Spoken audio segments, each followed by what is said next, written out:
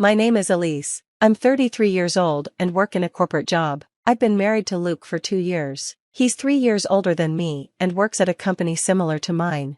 Since we got married, we've been living with his parents in a 2-family home. Luke has one older brother, Cody, who's 6 years older than him. Before Luke and I got married, Cody and his wife, Chris, were living with their parents. Chris talks a lot and is very competitive, which often caused arguments with her mother-in-law. Eventually, Cody and his dad got tired of the fights and decided to move out. Luke had been living on his own before we got married, so neither of us thought about living with his parents. But then, his mom suddenly told us, "After you get married, you'll be living with us." Both my parents and Luke were shocked. I thought we'd stay in my apartment until we had kids, as it was more convenient for me to commute. We were both surprised, but we decided it would be easier to live at his parents' house since the commutes would be the same. Their house, built by Luke's grandfather, is old but has a main house and a guest house. We thought we would have enough privacy, so we agreed to move in.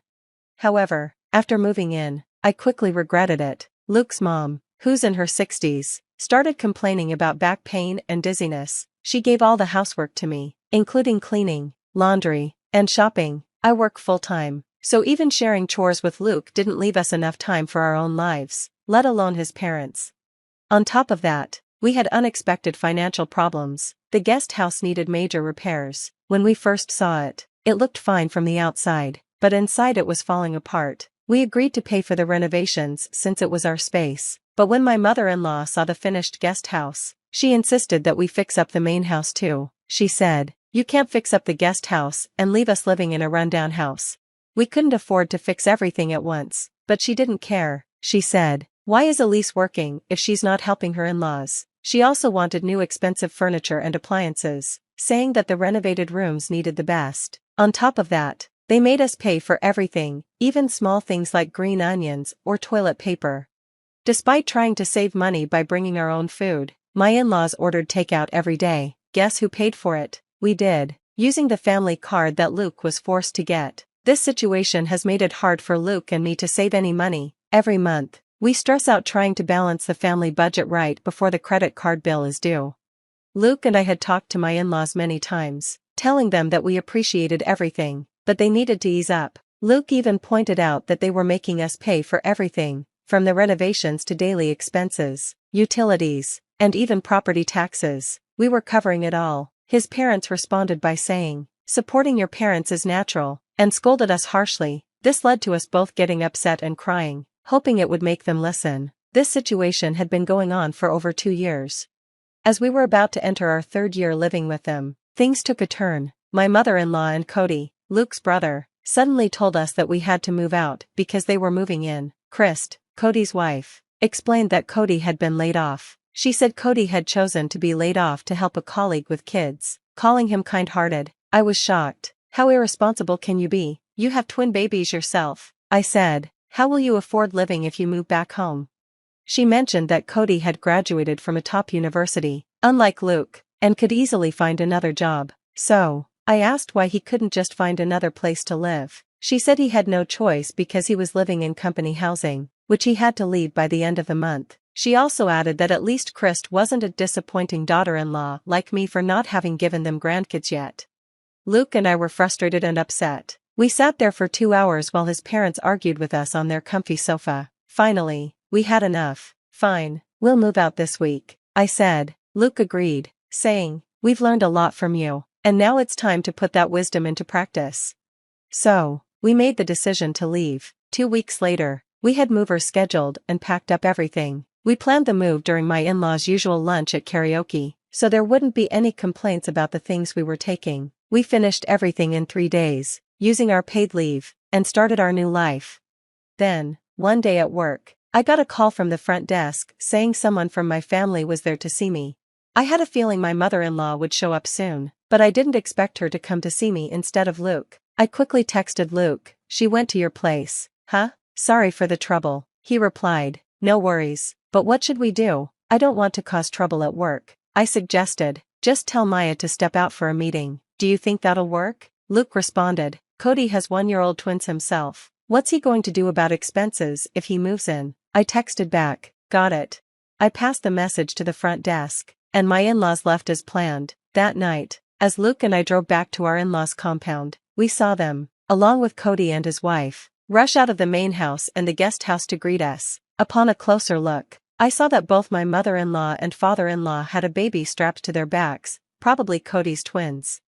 As I was locking the car, Cody shouted angrily, "Hey, how dare you show up here in my parents' cars?" Luke responded calmly, "Your parents' cars? Which ones?" This made Cody even angrier. "The cars you both drove up in," he yelled. I answered, "Well, Cody, both these cars were bought by us. Our names are even on the registration. Do you want to see?"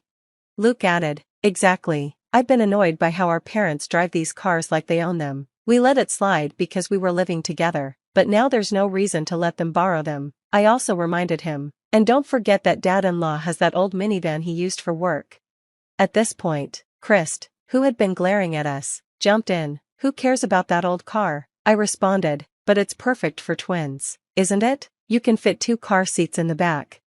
This back and forth made our in-laws uncomfortable, but then the topic shifted. Cody asked, "What about the furniture and the appliances? Taking those while we're away is stealing, not just from the main house, but from the guest house too." He and Christ both complained they couldn't live without those things. That's when Luke calmly said, "Why should we have to leave them?" I said, "Look, I get that we're using the guest house, but there's no reason to take stuff from the main house too." Things started to heat up when I asked, "Isn't that stuff something we all pitched in for?" Luke's dad shot back, "Once you give something, it's ours." Luke responded calmly, "Hold on, we never gave you anything, we just lent it to you. There's no paperwork saying it's yours." Both his parents were shocked by his response. Luke kept going, "We lived together, so we lent stuff as a courtesy. Now that we're living separately, why should we keep lending it to you? We're taking back what's ours. Is that a problem?" Luke and I smiled at each other, and everyone seemed to come to their senses. Then his parents asked, "But we have washing machines and fridges too, you don't need 2 of each." Luke answered, "Exactly, so why not lend them to us again?" I added, "Well, with all the stuff we've moved, it's getting cramped in our new place." Luke and I smiled, agreeing, "It's a tight fit right now."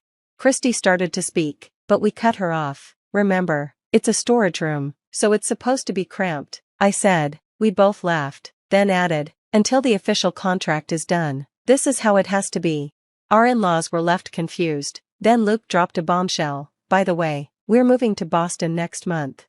Luke explained that both of us had been offered jobs at the corporate headquarters, but we had turned them down because we were living with my in-laws. Now that we were moving out, we had both accepted the transfers and got internal notifications for new positions at the headquarters. If all goes well, we could work there until retirement. Then Luke added, "By the way, a colleague of mine is moving overseas for a while and wanted to sell his high-rise condo." Everything lined up perfectly.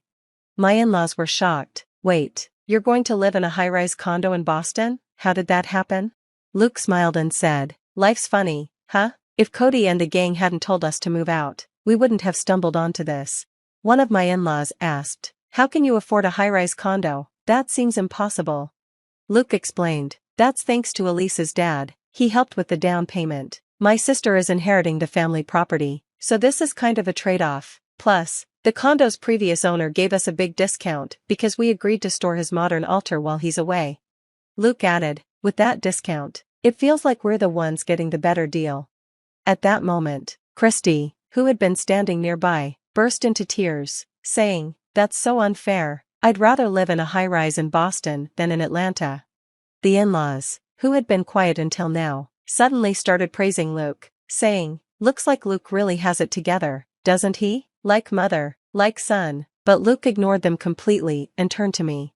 They said, "Living in a high-rise in Boston? Everyone's going to be jealous. When are you moving? We must visit."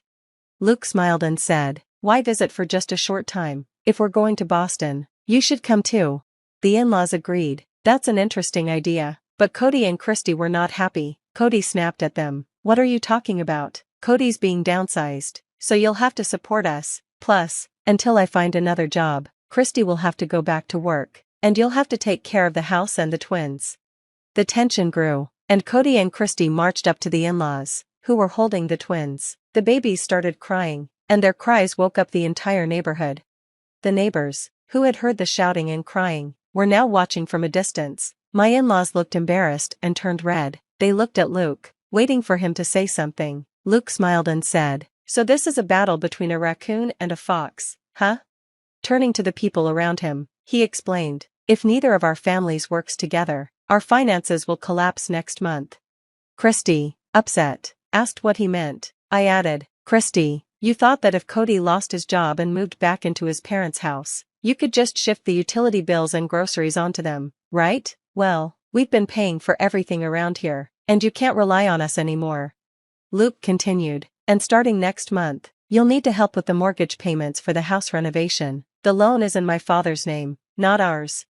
Christy asked why it was in his father's name, and Luke explained, "I wanted the loan in my name since I was paying for it, but my dad insisted it would be shameful, so we used the house as collateral. We've been transferring money to his account to cover the loan, but now Cody needs to start helping." My in-laws and Cody didn't like that, but Luke stood firm. "We're giving up the inheritance, Cody, since you'll inherit the house. It's time to take care of your parents and the house." When my mother-in-law insisted that children should always take care of their parents, Luke replied, "Well, considering we've been covering your living expenses and the loan payments for the last 2 years, I think that pretty much balances out any future caregiving costs I'd have as a son." Luke turned to me and said, "Let's go home, love." I said, "Goodbye, everyone. I doubt we'll meet again. Take care." The next day, Luke and I sold the furniture and appliances we'd moved from the main house, along with 2 cars we wouldn't need anymore. When Christy texted asking if she could have the items, I simply replied, "Why?" and blocked her.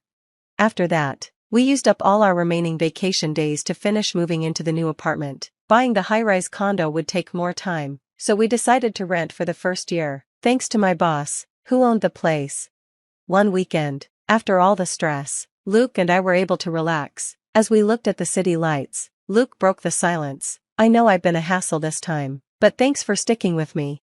I teased him, asking, "What's with the formal tone all of a sudden?" But Luke continued, "When we first got married, I should have thought more about the idea of living together. Back then, I was just happy that you chose me over Cody, since we were always compared growing up. We've been following our parents' wishes without really thinking, and when they told us to move out so they could bring Cody and his family in, I realized how they had been a burden on us for so long."